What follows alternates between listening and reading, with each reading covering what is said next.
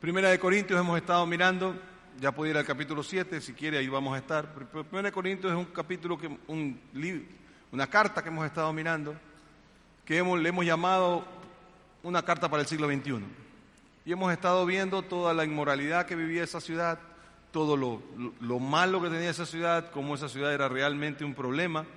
Y desde el capítulo 7 hasta el capítulo 15, el apóstol Pablo lo que va a hacer es empezar a responder preguntas que aparentemente las personas de Corinto le habían escrito porque no sabían cómo hacer ciertas cosas puntuales. Entonces, lo que empieza en el capítulo 7 se podría decir que es contestando tu carta, o para ser moderno, contestando tu mail, ¿no? Porque ya no usamos, nadie escribe carta ya, ¿verdad? Todos escribimos mail, y sin signos de puntuación. Muy bien, entonces, contestando tu carta es lo que dice en el versículo 1 y 2, ¿no? Yo te voy a empezar a responder tus preguntas. Y lo primero que escoge responder es la parte de la sexualidad, que ya lo vimos la semana pasada, así que ya no lo tenemos para qué volver a ver, y de ahí empieza a trabajar sobre matrimonio y divorcio. Y empieza a contestar cosas sobre el tema. Y es el tema que vamos a mirar hoy día. ¿Qué contesta Pablo y por qué sobre matrimonio y divorcio? Una cosa que usted tiene que entender es que cuando se cambia transculturalmente una verdad es muy complicada. Por ejemplo, un misionero encontró en África que cada vez que hablaba de Judas, la gente admiraba a Judas y no entendía por qué. Hasta que se dio cuenta que en esa cultura los traidores son considerados los vivos del mundo, son considerados los más inteligentes. Entonces él no podía contar la historia de la forma que la contaba porque resulta que culturalmente Judas era importante. Entonces el apóstol Pablo está tratando ahorita de cambiar lo que Cristo dijo para una comunidad judía y colocarlo en una comunidad que, como usted va a ver ya mismo conmigo, era un verdadero relajo, pero una cosa de locos, ¿no? Entonces, una cosa que tiene usted que mirar es que en los versículos 7, 25 y 40, el apóstol Pablo parece decir, digo yo, no el Señor, digo yo, no el Señor. Y entonces la gente ha interpretado eso como que, esa es una orden jerárquicamente menor que la del Señor. Es decir, Cristo dio órdenes, Pablo es un poquito menos importante. O sea, las de Pablo tal vez sí me las pueda quitar de encima. Eso no es lo que está diciendo Pablo. Pablo lo que está diciendo es, no tengo una cosa específica del Señor para ustedes, pero yo que soy apóstol, y no de los turros de ahora, sino de los de veras, ¿no? Yo que soy apóstol, te puedo decir lo que yo creo que el Señor dice que hagas. Y en el verso 40 lo deja muy claro cuando dice, en mi opinión, ella será más feliz si no se casa y creo que yo también tengo el Espíritu de Dios. Es decir, él está claro en que está dando escritura, no es que es una orden jerárquicamente menor. ¿Okay? Ahora, antes de empezar a mirar matrimonio, tenemos que comprender lo que el matrimonio era en la sociedad romana y en la sociedad griega, porque usted oye matrimonio y usted empieza varias cosas. Te piensa, matrimonio, si es religioso, es sagrado. Si es civil, no tanto. De hecho, usted conoce, y yo también, gente que ha dicho, ¿sabe qué? Nos vamos a casar, porque la chica está encinta por lo que sea, pero me voy a casar solo civil. Por si acasito no nos va bien, no he disparado el disparo del religioso. ¿Ah? Porque nosotros concebimos el matrimonio como lo vemos hoy. Pero vámonos, viajemos en el tiempo, en el carro de Volviendo al Futuro. ¿Cómo que se llama el carro de Volviendo al Futuro? DeLorean. Eso. Bueno, ustedes saben más que yo eso. Ok. Vámonos al pasado y miremos cómo era el matrimonio en la sociedad romana y griega. Ok. Primero que nada, si usted era esclavo, vamos de abajo hacia arriba en la social. Si usted era esclavo, usted no tenía cómo decir con quién podía vivir o no. Y la mayoría de los cristianos primeros cristianos eran esclavos. Entonces, usted vivía en una cosa que se llamaba contubernio. Es decir, que usted vivía en una carpa con una persona y su amo decidía con quién vivía. Tú con ti con tú con ta. Si mañana usted vivía con esa persona en esa carpa, era su esposa, su esposo. Pero si el amo vendía a uno de los esclavos o decidía que ya no quería que vivan tú con ta, cambiaba tú con ta a otra persona. O vendía a uno de los dos y entonces ponía al sobrante en otra carpa con otra persona. ¿Me estoy haciendo entender? Entonces, cuando ellos oían matrimonio, estos esclavos, tal vez tenían múltiples uniones y vivían juntos con personas como el amo les decía. Primer matrimonio en el mundo grecorromano. Para la gente común había dos cosas. El primero que era llamado usus, U-S-U-S. En usus, usted, si había vivido un año con una persona, ya usted era esposo. Como ahorita para nosotros es la unión de, que ¿cuántos años tiene que tener? 2. Cuando usted tiene 2 años, ya es unión de hecho. Para el mundo greco-romano, 2 años de unión era unión de hecho. Punto final. El tercero, también para gente común, era miren mi latín, commentium humanium, que era el commentium humanium.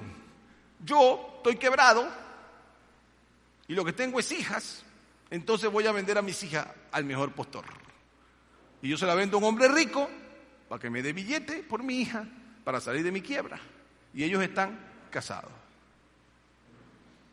Ya usted va entendiendo que el matrimonio para Pablo no era lo que tenemos hoy día. Y por eso la forma como él nos va a hablar del mismo. ¿Okay? Y el último, el de los nobles, se llamaba confiariatio. Y así era el confiariatio. Párele bola. Tenía ceremonia, se unían las manos, rezaban a Júpiter y a Juno, tenían anillos, se ponían el anillo en el dedo, este es el anular de la mano izquierda, porque un señor llamado Alas Elías dijo que había encontrado un nervio que va de aquí directo al corazón. Bien espiritual ha sido nuestro matrimonio eclesiástico. Esperen un ratito que hay más. Tenía flores, velos y kei. Ese era el matrimonio noble de los romanos. De ahí la Iglesia Católica Romana cogió el matrimonio y de ahí vinimos nosotros y cogimos el matrimonio. ¿Qué real fondo espiritual tiene el matrimonio eclesiástico? No, señor, no, hay que aprender las cosas, o sea, hay que leer un poquito, porque si no compartimos ignorancia, ¿no? Entonces, las ceremonias religiosas encima en Roma se pusieron por una cosa especial. Si usted era noble y se quería casar mujer y se quería casar con un hombre común, usted tenía que bajar societariamente a lo común. Para evitar eso, se hizo el matrimonio religioso. Entonces usted no se casaba con lo civil, se casaba solo por lo religioso, y de esa forma usted no estaba casado legalmente para el imperio, pero estaba casado en ceremonia religiosa. De manera que ella no tenía que bajar acá, sino que se quedaban socialmente donde estaban. Entonces, ¿tenemos que hacer ceremonias religiosas? Claro, si son lindas, hermosas y preciosas y le estamos dando al Señor, estamos bendiciendo para el Señor las cosas. Pero no es verdad, y mucha gente me pregunta, Andrés, yo soy casado solo civil, ¿tengo que casarme eclesiástico? No, es que quiero, entonces cásese. No se va a poner a pelear tampoco, ¿no? Ni le va a poder explicarle a una persona que quiere casarse. Es que usted sabe que eso era de Júpiter y Juno, no que importa de dónde empezó. Lo que importa es lo que significa para usted. Lo que importa es lo que usted quiere hacer. ¿No? Pero no me diga que cuando usted se casa solo civil, usted para el Señor no está casado. Si usted cree que sea un argumento para divorciarse, usted está más loco que mandaba a hacer. Como el Señor lo encontró, así está usted. Entonces, usted aceptó al Señor casado, está casado. Usted tenía una unión de hecho, usted está casado. Después quiere legalizar las cosas. Ya en este país la unión de hecho es una forma de estado civil, ¿verdad? Hay un abogado en la audiencia que me pueda decir si es cierto. Muy bien, es reconocido legalmente. Entonces yo como iglesia no puedo decir que eso no es una cosa reconocida. Pero no, es que tienes que casarte y tienes que casarte eclesiástico. ¿Por qué? Ahora, yo sé que yo cuento estas cosas y lo muevo de base y a las 8:30 de la mañana es medio complicado ponerse la capa de pensamiento, ¿verdad? Pero tenemos que entender las cosas, porque Pablo no le hablaba a ecuatorianos del siglo XXI, Pablo le hablaba a una comunidad greco-romana que era una locura, todos contra todas y como sea. Y él lo que está intentando es poner orden en esta verdadera locura. Entonces, ¿qué significa para nosotros las órdenes de Pablo? Es lo que vamos a ver. Viviendo en un lugar así, era mucho mejor para Pablo pararse y decir, nada de esto me pueden hacer, que darles alguna clase de libertad, porque le iban a usar es re mal. Y entonces Pablo empieza, y sobre matrimonio y divorcio empieza a decir algunas cosas. Primero que vamos a ver es los consejos que le da Pablo a los no casados y a las viudas. ¿Ok? Dice, a los solteros y las viudas les digo que sería mejor que se quedaran como yo. Pero si no pueden dominarse, que se casen, porque es preferible casarse que quemarse de pasión. Empecemos por la palabra que traduce la NBI y la Reina Valera del 60, solteros. La palabra que se traduce soltero es agamaois. Tendremos que darle a Tito para que la pronuncie mejor. Y eso trata del tema de volverse a casar.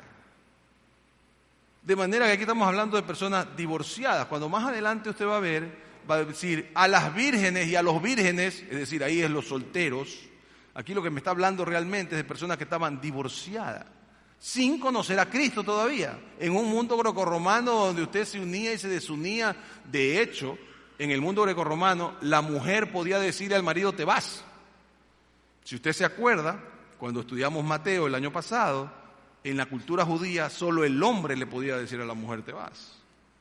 La mujer no podía, pero en lo grecorromano cualquiera de los dos podía hacer lo que quisiera, como quisiera. Llega el cristianismo a esta comunidad, ¿y qué hace? ¿Qué hace? ¿Cómo arreglo todos estos líos que tiene esta gente? Entonces, él trata el tema, veremos nuestra posición final, le voy a recordar la posición final de esta iglesia sobre divorcio y vueltos a casar. Pero esto era muy común en Grecia y Pablo lo que quiere, ¿sabes qué? Mejor es eso que la inmoralidad sexual en la que viven. Así que mejor es que tengas tu propia mujer, una sola. En el tiempo de Pablo, inclusive, lo vamos a ver un poquito más adelante, así que ese es el primer consejo. Versículos 10 y 11 para contarle lo que le iba a contar. A los casados les doy la siguiente orden, no yo sino el Señor, que la mujer no se separe de su esposo. Sin embargo, si se separa, que no se vuelva a casar. De lo contrario, que se reconcilie con su esposo. Asimismo, que el hombre no se divorcie de su esposa. Consejos para casados creyentes: agarra el consejo de Cristo, de Mateo 10, y que está en Lucas 16, que lo vamos a mirar un poquito más. Y dice, señores, el divorcio es pecado. El divorcio es algo que usted no puede hacer. Ahora, obviamente, hay muchas cosas hay muchas razones por las cuales yo voy a aconsejar que se divorcie, porque aquí creemos que el matrimonio es lo primero y lo que usted tiene que cuidar, pero hay momentos en que puede ser hasta su vida la que corre peligro. Se prohíbe que se casen otra vez. Esto puede parecer muy duro, pero recuerde lo que estamos hablando. Estamos hablando en Corinto. ¿Qué pasaba ahí? Yo me casaba con una mujer que era la que limpiaba la casa. Y tenía concubinas para mi vida sexual. Yo tenía esposa que era la que llevaba al teatro, no sé, y tenía un montón de otras para mis necesidades sexuales. No sé si eso sea muy inteligente, ¿no? No sé por qué la gente quisiera tener más de una suegra, pero eso puede pasar, ¿no? Yo me llevo muy bien con la mía, por si acaso no empiece a chismear. Okay. El matrimonio en tiempo de Pablo entonces era un desastre. Por esto la mayoría no quería casarse, no quería saber nada. Y lo que querían era ser célibes. Lo que querían era quedarse, porque acuérdese usted que vimos la semana pasada, había dos posiciones en Corinto. el cuerpo se lo puede usar para lo que sea porque no vale, así que démosle rienda suelta. Y la otra, no hay que darle al cuerpo ninguna satisfacción. Entonces mejor me quedo célibe, me doy de azote porque mi cuerpo no sirve para nada. De ahí viene el celibato católico romano. Es de estos versos donde ellos sacan el hecho que aquellos que sirven a Jesús deben quedarse sin mujer. ¿Okay? Entonces, déjeme dejarle claro de una vez, aunque voy a poner la posición final al final. Cuando usted lee Lucas 16, 18, dice, el hombre no puede divorciarse. Déjeme leérselo mejor, ¿verdad? Porque después vamos a inventar aquí, van a decir que si quiere vaya a Lucas 16, 18 y regresa a Corintios 7. Si me cree que voy a leer está bien. Todo el que se divorcia de su esposa y se casa con otra comete adulterio, y el que se casa con una divorciada comete adulterio. Y entonces ahí viene el asunto. Cuando yo llego a Cristo, Pablo, yo estoy divorciado, ya estoy vuelto a casar, estoy con otra mujer. ¿Estoy siempre que tengo relaciones con mi esposa en adulterio? Siempre estoy y ya me quedé ahí para siempre. Es decir, este es el pecado imperdonado porque al divorciarme y cometer un pecado porque usted no debería divorciarse, hay momentos en que usted no puede hacer otra cosa porque usted es víctima, pero el matrimonio debe ser para toda la vida, a veces no se puede, ya vamos a hablar de eso. Pero el punto es, ya, estoy aquí divorciado. Entonces, ¿qué? Según Lucas 16, 18, yo siempre estoy en adulterio. Y obviamente la respuesta es no. Y le voy a dar dos argumentos claros para eso.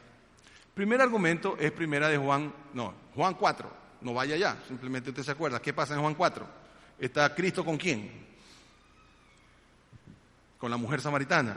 Están dormidos. La mujer samaritana. Entonces la mujer samaritana, ¿se acuerda? La mujer samaritana, el pozo de agua. Y entonces la mujer samaritana le dice Cristo, anda a ver a tu marido. Y la mujer le contesta, yo no tengo marido. ¿Y qué le dice Cristo? Bien has hablado, porque tú has tenido 4 maridos y el que tienes ahora no es tu marido. Lo que quiere decir con total claridad que Cristo hacía una diferencia entre quienes habían hecho votos y promesas y los que no lo habían hecho.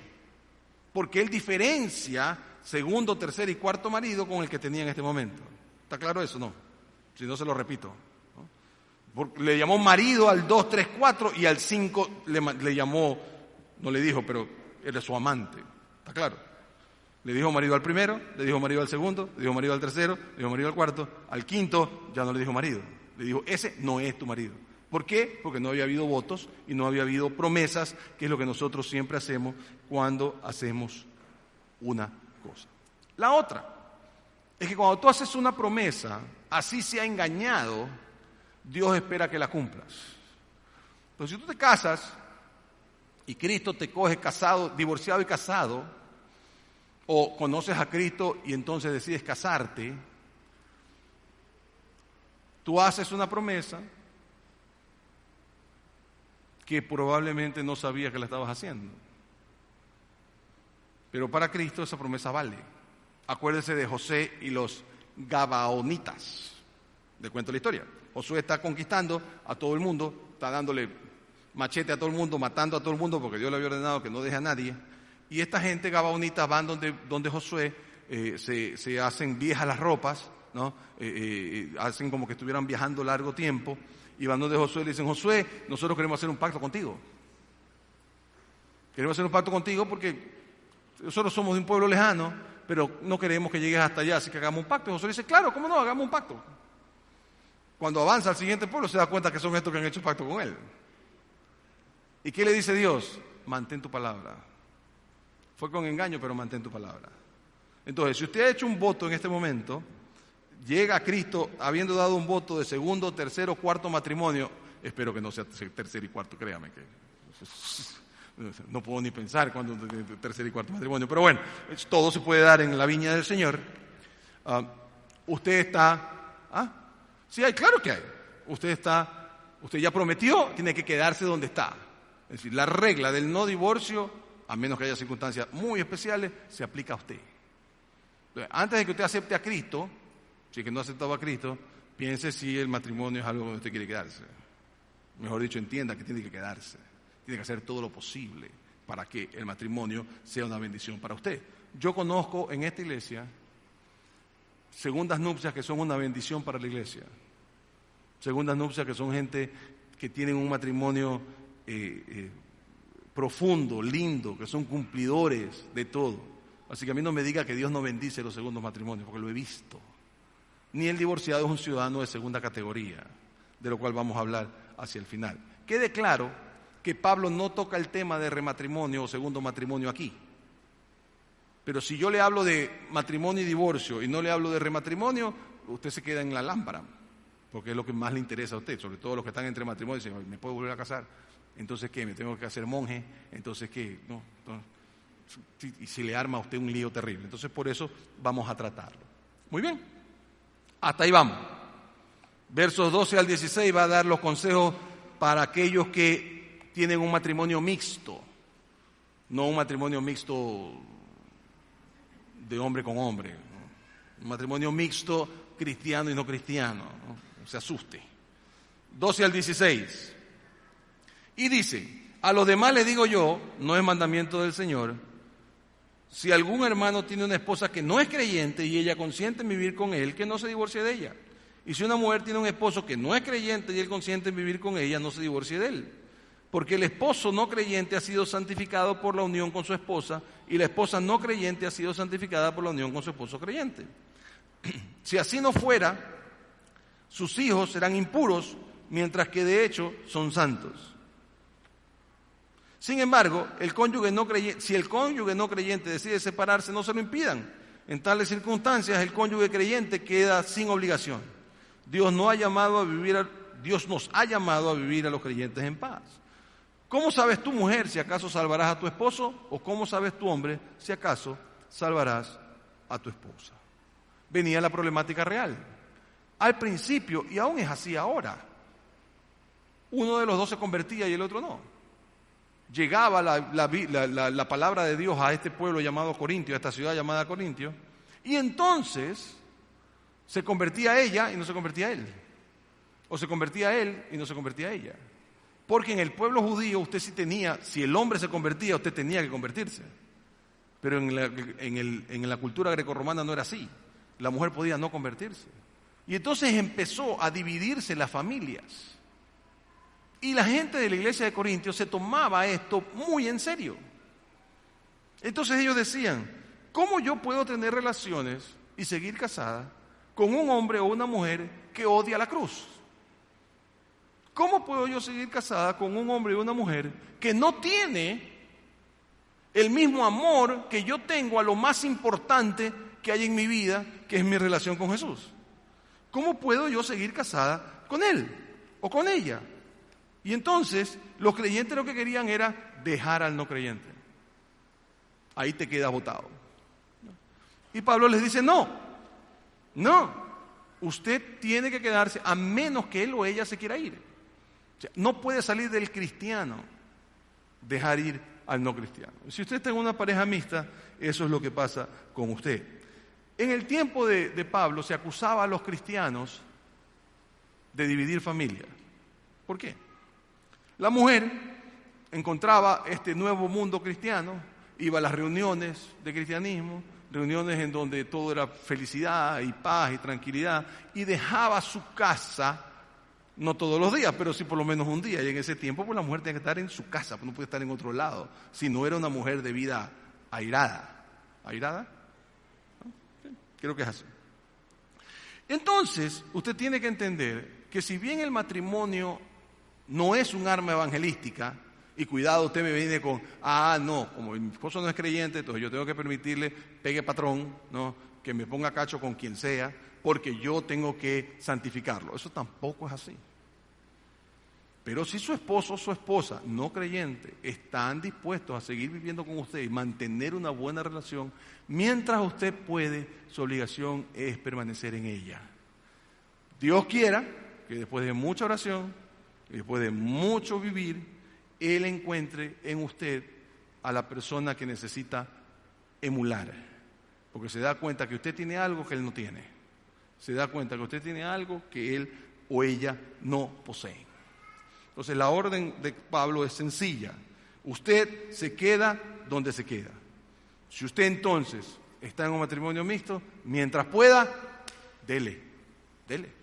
Mientras eso no vaya contra su seguridad física o emocional, que ya pues le dicen de todo un poco, usted tiene que intentar que ese matrimonio funcione, porque usted puede llegar al momento en que él o ella encuentre a Cristo, por el ejemplo suyo. ¿Está claro? Muy bien, sigamos. 17 al 24, vienen los ejemplos para el estado de la persona en que estés. Dice lo siguiente: en cualquier caso, cada uno debe vivir conforme a la condición que el Señor le asignó y a la cual Dios ha llamado. Esta es la norma que establezco en todas las iglesias. ¿Fue llamado alguno estando ya circuncidado? Que no disimule su condición. ¿Fue llamado alguno sin estar circuncidado? Que no se circuncide. Para nada cuenta estar o no estar circuncidado, lo que importa es cumplir los mandatos de Dios. Que cada uno permanezca en la condición en que cuando Dios lo llamó, ¿eras esclavo cuando fuiste llamado? No te preocupes, aunque si tienes oportunidad de conseguir tu libertad, aprovéchala. Porque el que era esclavo cuando el Señor lo llamó es un liberto del Señor. Del mismo modo, el que era libre cuando fue llamado es un esclavo de Cristo. Ustedes fueron comprados por precio, no se vuelvan esclavos de nadie. Hermanos, cada uno permanezca ante Dios en la condición que estaba cuando Dios lo llamó. Entonces, ¿en dónde me lo encuentra el Señor a usted? Lo primero que usted tiene que ver es la palabra del primer verso que dice que el Señor le asignó, es el llamado del Señor. ¿A qué lo llama el Señor? Cuando Pablo escribe esta carta, piensa que Dios viene ya mismo, piensa que Cristo está viniendo ya. Entonces le dice a la gente, quédate como está porque ya Cristo viene y ¿para qué te haces problema? Esta vida no va a durar mucho. Resultó siendo una cosa importante porque 15 años después vino la persecución a los cristianos y empezaron a matar cristianos con ganas. Y obviamente terminaba siendo mejor en una cosa como esa ser soltero que estar casado. Porque que lo maten a uno probablemente es terrible, pero ver que empalan a tus hijos y los matan delante tuyo para hacerte sufrir debe ser peor. Digo, ¿no? Entonces por eso esta orden de Pablo o este llamado de Pablo a decirte, ¿sabes qué? Quédate como estás. Si eres judío, quédate judío. Si eres griego, quédate griego. Si estás casado, quédate casado. Si estás soltero y tienes don de continencia, quédate soltero. En todo el mundo hay personas que tienen el don de la soltería, vamos a llamarle así. El don de la soltería. Que lastimosamente, psicológicamente se llama asexual. Es decir, es una persona que no tiene interés por el sexo. Lastimosamente, nuestros amigos del HLTV, ni sé cuánto, me han cambiado que estas personas, que son el 1% de la población mundial, según los estudios de la Organización Mundial de la Salud, son homosexuales. Y no es así. Muchas personas tienen el don de continencia. Ahora, ¿usted quiere saber si tiene el don de continencia? Es fácil, dice un predicador argentino, es sencillo. Si usted no puede diferenciar entre una mujer y un cactus, usted tiene don de continencia.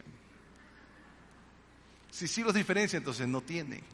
Entonces no trate lo que no tiene. Pero hay gente que puede vivir en soltería. Conozco misioneros que viven en soltería. 40 años viven en soltería. Y me sorprende a veces que las iglesias no les quieren dar ofrenda o ayudarlos en su ministerio. Uy, es que está soltero. Y si viene a nuestro grupo de jóvenes y se enamora de una hermanita, se arma la locura. Se puede armar casado también, ¿no? Hay gente que simplemente tiene el don de la soltería porque ese es un don y que yo no lo tengo, no sé si usted, pero si usted lo tiene, ¡qué lindo! Mi Señor es así, da este tipo de cosas, ¿verdad? Entonces, Él dice, deja de pensar porque eres cristiano, tienes que romper con lo que tienes. Yo no te estoy diciendo, deja tu trabajo, a menos que sea ilegal. No te estoy diciendo, deja tu matrimonio. No te estoy diciendo, deja tus amigos. Lo que te estoy diciendo es que ellos vean tu cambio. Nunca se le aconseja a un cristiano dejar a sus amigos. Si usted es cristiano, sus amigos lo van a dejar a usted, pues ese es otro cuento, ¿verdad? Porque no van a querer andar con usted, porque usted es un aburrido, ¿verdad? Porque usted no hace cosas que ellos creen que llenan su vida. Usted tiene que quedarse en la clase de vida que vive. No tiene que andar cambiando todo. ¿Ok? Y eso es lo que él dice simplemente. Y por eso debemos tener cuidado con la crítica. Tenga cuidado con la crítica. Si yo estoy acostumbrado a vestirme siempre porque, por ejemplo, soy una persona con sobrepeso, ¿no? Las personas con sobrepeso extra, grande, que tienen lo que se llama mórbida, obesidad mórbida, les es muy difícil andar en camisa o andar en terno. Entonces andan en camiseta y preferirían andar en short.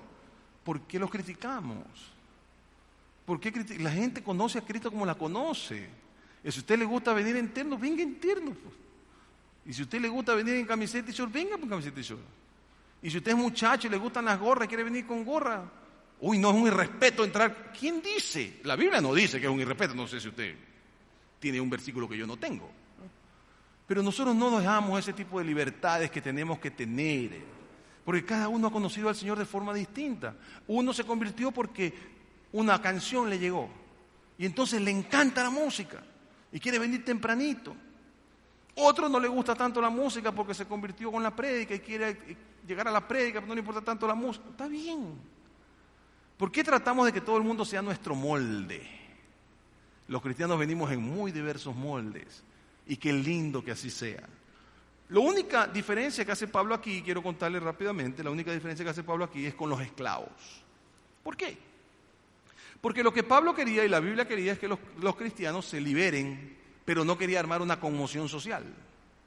Entonces había la costumbre en el Imperio Greco-Romano que usted era esclavo, pero conseguía un cachuelito y usted le pagaban, usted le tenía que dar una parte del cachuelo a su amo encima de todo, y otra parte usted la ahorraba en un templo con un sacerdote. Cuando usted completaba la cantidad de billetes que era necesario para que usted se libere, el sacerdote llamaba al dueño y le decía, toma tu plata, ahora este hombre es esclavo de este Dios específico. Y quedaba liberado. Y eso es lo que está pensando Pablo. Si tú eres esclavo y puedes, libérate. Porque nosotros finalmente esclavos ¿de quién somos? Y nada más que de Él. Y lo único que hacemos es vivir para Él. Todo lo demás es adicional a lo nuestro. Sigamos.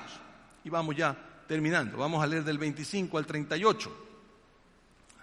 Dice, en cuanto a las personas solteras, aquí es cuando usa el término vírgenes, que no es el término que usó antes, que decía no casadas. No tengo ningún mandato del Señor, pero doy mi opinión como quien por la misericordia del Señor es digno de confianza.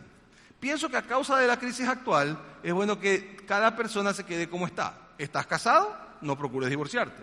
¿Estás soltero? No busques esposa. Pero si te casas, no pecas. Y si un joven se casa, tampoco comete pecado. Sin embargo, los que se casan tendrán que pasar por muchos aprietos y yo quiero evitárselo. Qué lindo. Por eso que se dice que Pablo era viudo, ¿no? Porque sabía cosas que un soltero no sabría. Ok, lo que quiero decir, hermano, es que nos queda poco tiempo. De aquí en adelante, los que tienen esposa deben vivir como si no la tuvieran. Los que lloran como si no lloraran, los que se alegran como si no se alegraron, los que compran algo como si no lo poseyeran, los que disfrutan de las cosas de este mundo como si no las disfrutaran de ellas.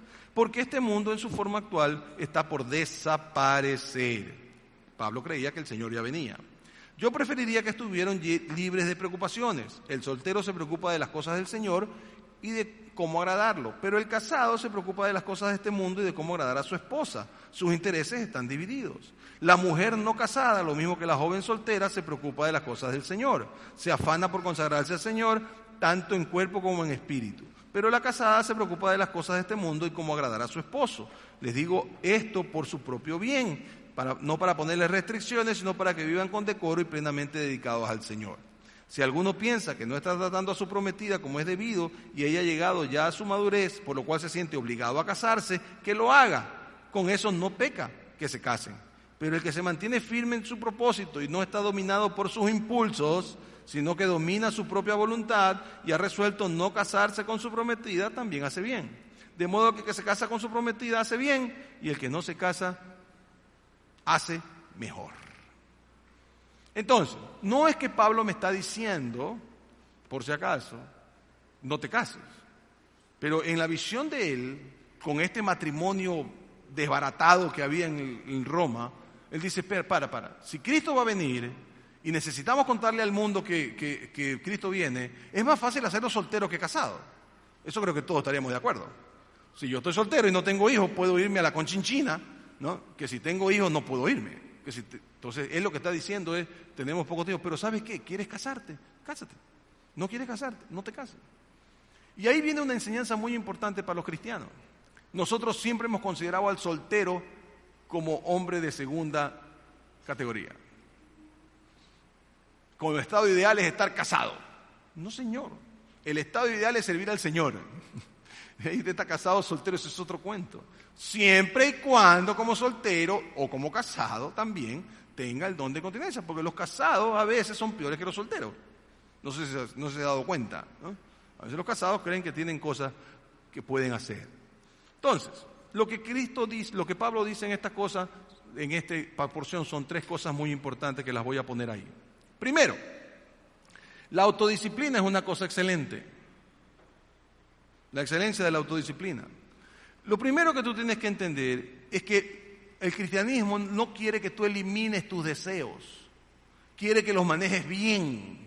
No es que simplemente, como soy cristiano no tengo que pensar en esto o no tengo que hacer esto. No, el dominio propio no es dejar, es manejar eso bien, es hacer que tus instintos naturales humanos sean para la gloria del Señor. 2, no hagas de tu religión algo antinatural. Eso es lo que hacen los frailes, las monjas y los ermitaños. Como yo tengo este cuerpo con deseos que son anti Dios, lo que tengo que hacer es irme lejos para no tener las tentaciones del mundo. No, señor. No, señor. Eso no es lo que la Biblia enseña. Nosotros lo que tenemos que hacer es entender que yo debo servir a Dios en el mundo, porque necesito mostrarle a la gente cómo alguien que es esclavo de Cristo se maneja en el mundo. No separarme de todo el mundo y salir corriendo. Y entiendo que puede haber mucha tentación aquí, pero lo que nosotros hacemos no es abolir nuestra vida normal, sino glorificarla para el Señor. Y eso es hasta más difícil. Tercero, por último, Pablo dice, no hagas una agonía de tu religión. ¿Qué quiere decir eso? Uno no se avergüenza del corazón que tiene, del cuerpo que tiene, de los deseos que tiene, de los instintos que Dios creó en ti. No nos avergonzamos de eso, no decido eliminarlos. Lo que decido hacer es tener pasiones limpias y que el amor humano sea la cosa más ennoblecedora que existe. El hogar entonces es una cosa muy importante para el Señor y es donde nosotros podemos desarrollar nuestra vida cristiana. Los solteros no son ciudadanos de segunda categoría. Finalmente, déjeme terminar en estos 6 minutos y pico que tenemos para que yo termine. Yo tengo un reloj en mi cabeza, no se sabe, ¿no? O sea, a los 40 minutos me empieza a decir tú. No, mentira. Tengo un reloj en alguna parte de aquí que me dice cuándo tengo que terminar. El versículo 39, 38 y 39, déjeme solamente mostrarle lo que dice. Dice, la mujer está ligada a su esposo mientras él vive, pero si el esposo muere, ella queda libre para casarse con quien quiera, con tal de que sea en el Señor. Último consejo. Si usted se me hace cristiano y se va a casar, usted tiene que casarse con otro creyente. No se me case en yugo desigual. Por favor, por favor, por favor. Si pudiera a mis amigos adolescentes y jóvenes me les arrodillara. Por favor, por favor, por favor, no te cases en yugo desigual. Ya es suficiente difícil el matrimonio en yugo igual para que te cases en yugo desigual. No te imaginas lo que vas a sufrir. No es que yo lo convierto. Ay, Dios mío. Si yo tuviera $1 por cada mujer que conozco que me ha dicho, no, yo sé que mi esposo, que mi novio tiene problemas emocionales. Sé que le mete a la droga de vez en cuando. Sé que es mujeriego. Pero una vez que se case conmigo, yo lo cambio. Ay, Dios mío, fuera millonario. No sé de dónde las mujeres sacan ese complejo mesiánico. No tengo idea de dónde lo sacan. O sea, creen que de alguna manera, porque un hombre se casa con usted, usted va a lograr cambiarlo. No, señor. El hombre no va a cambiar a menos que él se convenza que tiene que cambiar. Y yo entiendo que usted es controladora y que le encanta controlar al planeta. Entiendo. Pero por favor, no se case en yugo desigual, no sea malita. No sea malita con usted. No sea malita. Yo no voy a sufrir. Más allá de tener que hablar con usted en consejería. ¿Por qué me casé con este hombre? Conte que le estoy diciendo. Terminemos con las 6 cosas que nosotros decimos en esta iglesia que creemos para que le quede claro. Ya las dijimos el año pasado en Mateo, la voy a repetir otra vez y la voy a repetir cuantas veces sea para que nos quede claro lo que en esta iglesia creemos sobre matrimonio y divorcio. ¿Ok? Número 1, nosotros creemos que el matrimonio es sagrado. Nosotros creemos que el matrimonio, ya sea civil o eclesiástico, no me interesa, ¿no?, cuál de las dos sea, es algo que Dios simple y llanamente bendice. Y por eso, si usted se va a casar y quiere que este servidor lo case, yo no los caso si usted no tiene por lo menos 8 semanas de prematrimonial. Porque el compromiso que usted está adquiriendo al querer casarse es demasiado importante para que simplemente lo haga y ya. Incluso cuando yo tengo parejas que viven juntos y que quieren casarse porque se han dado cuenta de que tienen que hacerlo, le digo, ok, para un ratito, vamos a hacerlo bien. Porque usted tiene que entender lo que el matrimonio es. El matrimonio no es para salir de la soledad. El matrimonio es para ser uno. Segunda cosa que queremos aquí. Se busca siempre la reconciliación.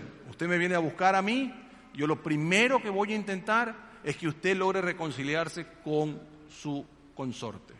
Si ya no se puede, entonces pasamos a la siguiente cosa. Pero siempre que haya posibilidad, siempre que haya una esperanza, nos vamos a coger de esa esperanza para reconciliar el matrimonio. Además, entienda que si usted se va a enamorar de otra persona, no, mejor enamórese del anterior, que es más barato. Por último. Tercero, nada de un clavo saca otro clavo. Es que ya yo me divorcio y vuelvo a empezar de inmediato, porque es demasiado dura la soledad. Entonces, peleé, me divorcié, no hubo más que hacer, y a los 15 días quiero conseguir otro u otra para no estar solo. No, error terrible. Si usted llega a divorciarse, usted tiene que empezar el compromiso de 1 año. ¿Qué es el compromiso de 1 año? 1 año sin cita romántica. 1 año, sí, 1 año. Usted va a marcar el calendario, poner una X. Ayer tenía una consejería con una persona que se ha divorciado y le decía, ok, 1 año. Me quedó mirando con cara de que soy de Marte, pero decidió hacerme caso. 1 año que usted se va a preocupar de sanar su corazón. 1 año que usted se va a preocupar de entender quién es, cuáles son las mentiras que se dice, qué es lo que usted no maneja bien y convertirse en una persona que vive para Dios. Y si a Dios le place, una vez que usted es la persona que usted debe ser, usted encontrará la persona que está buscando una persona como usted. 4, nos ocuparemos de los esposos y niños abandonados. Y siempre habrá espacio. Si una persona, ya sea hombre o mujer, se ha mandado a cambiar, siempre habrá espacio para aquellas personas que han quedado abandonados, no para considerarlos pobrecitos, sino para trabajar con ellos para que puedan rehacer su vida. Y nunca los consideraremos ciudadanos de segunda división. Siempre estarán con nosotros y esta iglesia está dedicada y se dedicará cada vez que pueda a trabajar con aquellas personas que han tenido un fracaso matrimonial, que el esposo o la esposa simplemente los ha abandonado y que necesitan reconstruir su vida. Y sobre todo, algún día, espero, es mi sueño, que nosotros podamos con los hombres hacer con los niños que no tienen padre una cosa que se llama el plan padrino, que es que otro hombre de esta iglesia agarre a ese niño y haga las veces de una persona que le da ejemplo de cómo manejar su hombría. No lo puedo hacer todavía porque no puedo hacer todo al mismo tiempo, pero Dios quiera, antes que me muera, me encantaría dejar eso establecido. 5, usted puede ser perdonado. Si usted se divorció y el divorcio es un pecado, te pide perdón, se arrepiente, en silicio no, se arrepiente y puede volver a empezar. Siempre puede volver a empezar. El ser humano divorciado no es un ciudadano de segunda categoría. Pero siempre recuerde la número 1, matrimonio es sagrado. Si usted se ha divorciado, a veces no es ni su culpa, a veces el otro se fue, le dijo, ¿sabes qué? No quiero saber más nada de ti. y usted es víctima, y usted por mucho que dijo, pero vamos a consejería, pero tratemos. El tipo dijo, no, yo ya te cambié, tú tienes 40 años, ya te cambié por 2 de 20, me largo, está bien, se puede ir. Y usted tiene que empezar a buscar el perdón, y si Dios le permite, después de que pase por todo lo que tiene que pasar, y Dios habla de que usted consigue otra pareja, y usted puede volver a casarse, no tengo ningún problema. Pero si usted se me casa a los 5 minutos, vamos a tener problemas. No yo, usted. Entienda que yo hago consejería, pero yo voy a mi casa y en mi casa hay paz. La gente me dice, ¿cómo hace tanta consejería? Fácil, voy a mi casa y me doy cuenta que yo no estoy viviendo las tragedias que estoy oyendo. Fácil. Sexto, el matrimonio debe ser entre creyentes. Vea, es suficientemente difícil el matrimonio para hacerlo sin Cristo en la mitad. ¿Hay matrimonios de no creyentes que funcionan? Sí. ¿Hay matrimonios entre creyentes que no funcionan? Sí. Pero créame que es mucho más sencillo cuando el matrimonio es entre creyentes. Nosotros siempre en esta iglesia, por lo menos mientras yo esté de aquí, seremos una iglesia de gracia. Seremos una iglesia donde la gente llega y se es perdonada porque mi Señor es un Señor de gracia. No hay nada que Él no perdone, no hay nada que Él no reconstruya, no hay nada que Él no haga nuevo. Nada. Y yo aquí no vengo a juzgarlo, vengo a ayudarlo. ¿A qué? A ser el mejor creyente que usted pueda ser. Aquí no nos vamos a preocupar de la ley. Si usted viene el próximo año, viene a esta iglesia, el próximo año nos vamos a dedicar todo el año a trabajar sobre la gracia. Porque esta iglesia se va a convertir en una iglesia de gracia. Toda persona que pase por ahí, primero se va a sentir amado y nunca se va a sentir juzgado. Porque yo no soy quien para juzgar a la gente. Lo único que me toca a mí es amarla. Y eso incluye los divorciados, aquellos que se han vuelto a casar. Incluye a todo el mundo.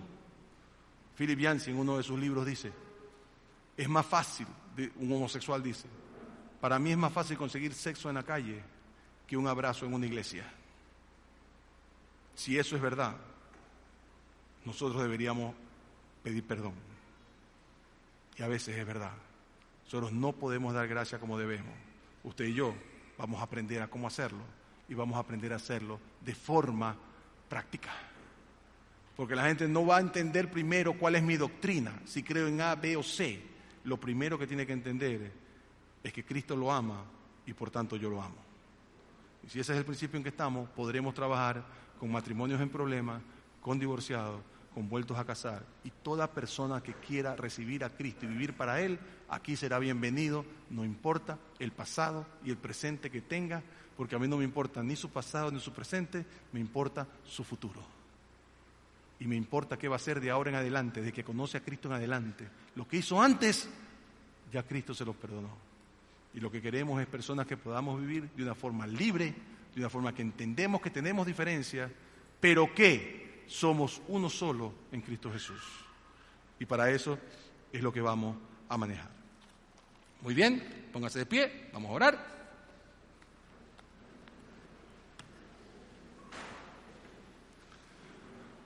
Padre, te damos gracias, Señor, como siempre, por la oportunidad de venir cada domingo a hablar de tu palabra. Hoy, Señor, en este tema tan controversial del matrimonio y el divorcio. Pero, Señor, nosotros creemos que controversial es simplemente porque no queremos usar la gracia. Padre, que cada uno de los que estamos aquí reconozcamos la santidad del matrimonio y cómo nosotros debemos pelear por él de forma completa y total. Pero que también entendamos que hay gente dolida por su relación matrimonial, dolida por todas las cosas que la familia puede causar. Y te pedimos que nos permita ser una luz de esperanza en sus vidas, que ellos vean que siempre hay manera de vivir para ti, siempre hay manera de llegar a ti, de ser perdonado y de vivir una vida diferente. Tú siempre estás listo a perdonarlo y nosotros, tu iglesia, tenemos que ser personas que estamos más rápidas a perdonar que a juzgar. Sé tú, Señor, dándonos como iglesia esa identidad hermosa que sería que la gente nos reconozca como una iglesia donde estamos dispuestos a dar de tu amor sin mirar la realidad de la gente. Y que seas tú el que cambie los corazones y no nosotros tratando de imponer leyes que tal vez ni nosotros cumplimos. Te agradecemos, Señor, por la oportunidad. Te pedimos que nos bendigas y que nos lleves a nuestra casa con bien, y que seas tú en medio de nuestra vida en todo momento, en el nombre de Jesús. Amén. Gracias, mis hermanos. Los veo la próxima semana. Que Dios me los bendiga.